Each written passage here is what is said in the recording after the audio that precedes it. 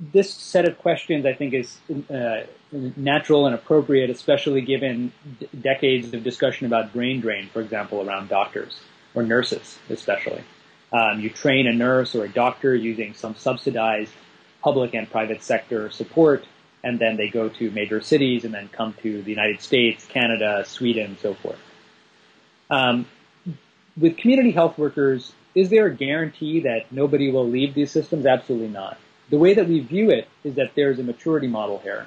One is that you're rapidly training people to work where they live. So the type of training they're getting is specific, it's local, and it's practical.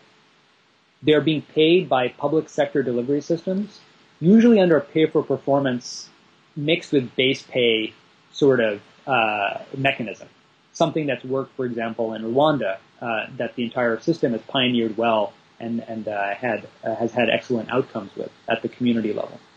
So there's a number of ways to do it to, first of all, make sure that there's security such that you can really invest in their personal development and their skill sets, which are themselves not necessarily just heading down the line of community health worker to nurse to doctor, but community health worker who has administrative, organizational skill sets that can diversify into different parts of village, community, or national life.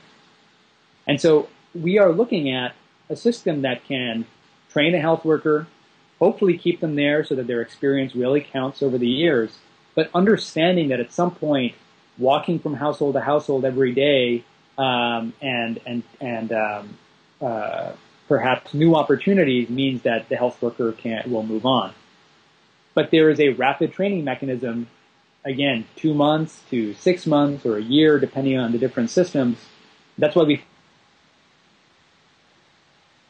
new group of people from the community can be trained up, get into circulation, and start to do this work.